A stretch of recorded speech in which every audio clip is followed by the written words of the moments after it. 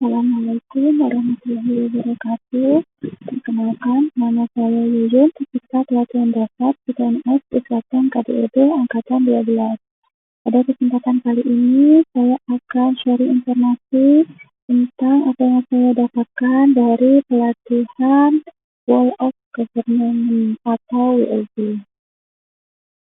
Jadi, tujuan mata pelatihan ini agar peserta mampu mengaktualisasikan konsep penerapan WOG dalam pemberian pelayanan yang terintegrasi, best practice penerapan WOG di berbagai negara, dan implementasi WOG dalam perspektif kebijakan di Indonesia. Secara definisi, jika bicara mengenai World of Government atau WOG, maka kita bisa bicara tentang 3 hal, yaitu Policy Development, Program Management, dan Service Delivery. Policy Development adalah pengembangan kebijakan oleh pemerintah yang terintegrasi dalam merespon satu isu tertentu. Kemudian, ketika kita bicara tentang Program Management, maka kita akan berbicara tentang pengelolaan program yang terpusat dan standarisasi. Kemudian yang ketiga, terkait service delivery, yaitu pemberian layanan yang terintegrasi dan memudahkan pengguna dalam mengaksesnya. Lalu jika dilihat dari 3 definisi tersebut, maka dapat kita simpulkan ada 8 keyword terkait dengan WOG, yaitu terintegrasi, koordinasi, kolaborasi, terpusat, one goal, teamwork, kapasitas, dan terpadu. Nah, terintegrasi di sini maksudnya seperti apa? Visualisasinya adalah seperti ini. Jadi, jika kementerian atau lembaga sektoral di sini memiliki tugas dan fungsi yang sama, maka akan bisa dijoin. Bagaimana cara menjoinkannya? Karena memiliki tujuan yang sama. Nah, selanjutnya, mengapa WOG itu penting? Jadi, WOG sangat penting dan harus mendapatkan perhatian dari pemerintah dikarenakan adanya faktor internal, eksternal, dan keberagaman latar belakang.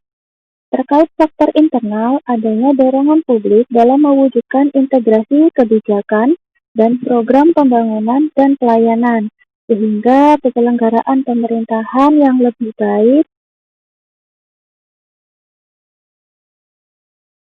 dapat tercipta. Selain itu, perkembangan teknologi informasi, situasi, dan dinamika kebijakan yang lebih kompleks juga mendorong penting WOG dalam menyatukan institusi pemerintah sebagai penyelenggara kebijakan dan layanan publik. Yang kedua, faktor eksternal. Terdapat fenomena ketimpangan kapasitas sektoral sebagai akibat dari adanya nuansa kompetisi antar sektor dalam pembangunan.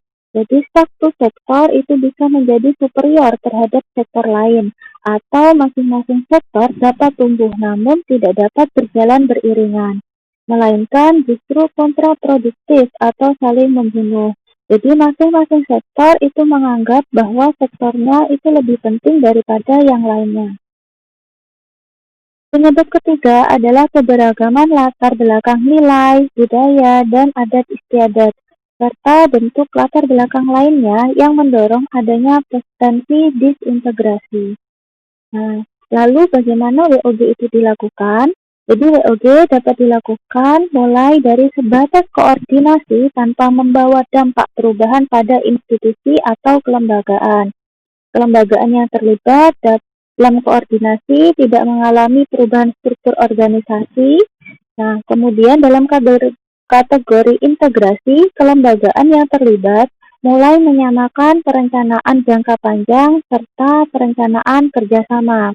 Dalam kategori kedekatan dan pelibatan, kelembagaan menyatukan diri dalam wadah yang relatif permanen.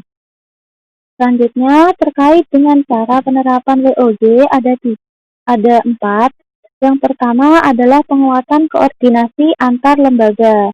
Penguatan koordinasi dapat dilakukan jika jumlah lembaga-lembaga yang dikoordinasikan masih terjangkau dan manageable.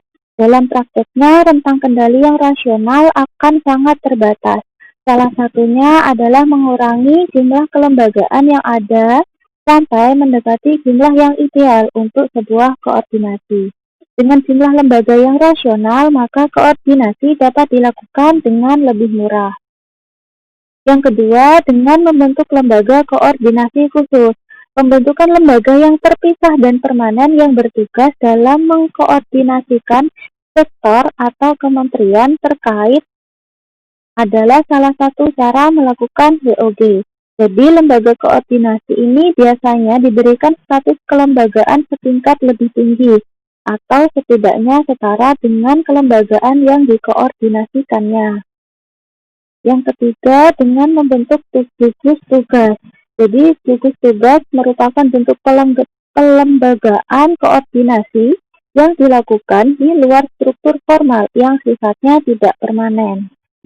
Pembentukan gugus tugas biasanya menjadi salah satu cara agar sumber daya yang terlibat dalam koordinasi tersebut dicabut sementara dari lingkungan formalnya untuk berkonsentrasi dalam proses koordinasi.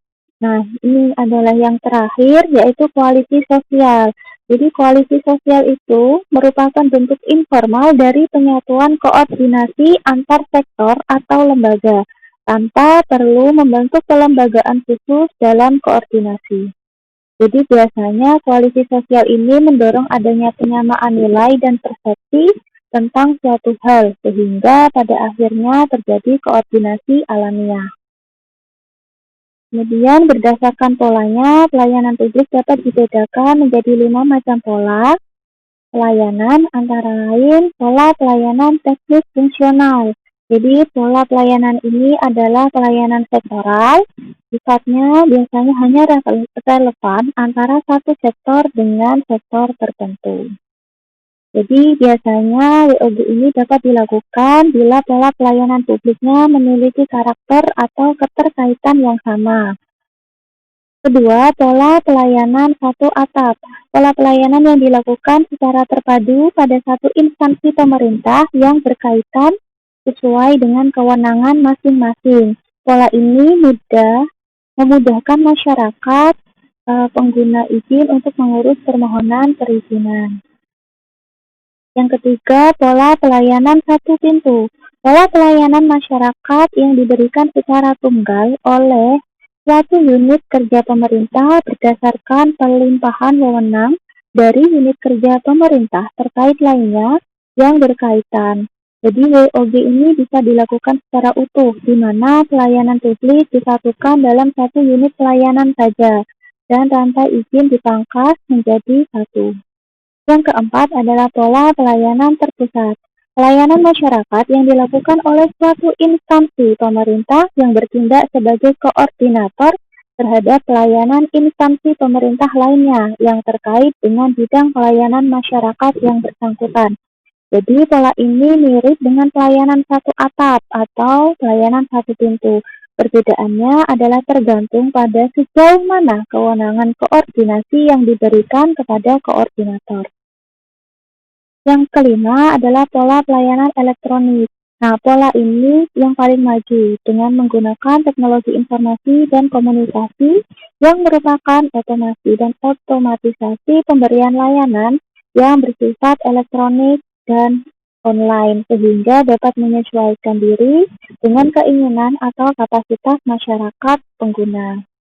Nah, selanjutnya terkait dengan tantangan yang akan dihadapi dalam penerapan WOG, antara lain yang pertama adalah terkait kapasitas SDM dan institusi. Kapasitas SDM dan institusi yang terlibat dalam WOG tidaklah sama. Jadi perbedaan kapasitas ini bisa menjadi kendala serius ketika pendekatan WOG. Misalnya mendorong terjadinya merger atau akuisisi kelembagaan, di mana terjadi penggabungan SDM dengan kualifikasi yang berbeda. Kedua, nilai dan budaya organisasi. Jadi sama halnya dengan kapasitas dan institusi, nilai dan budaya organisasi akan menjadi kendala manakala upaya kolaborasi sampai dengan penyatuan kelembagaan. Ketiga, kepemimpinan. Kepemimpinan menjadi salah satu kunci penting dalam pelaksanaan WOG. Kepemimpinan yang dibutuhkan adalah kepemimpinan yang mampu mengakomodasi perubahan nilai dan budaya organisasi, serta meramu SDM yang tersedia guna mencapai tujuan yang diharapkan. Nah, terakhir, terkait dengan makna dan internalisasi tentang materi ini, harapannya senantiasa bisa berpartisipasi dalam pelaksanaan WOG yang melibatkan IPK. Demikian, itu saja yang bisa saya sampaikan melalui video ini. Semoga bermanfaat. Wassalamualaikum warahmatullahi wabarakatuh.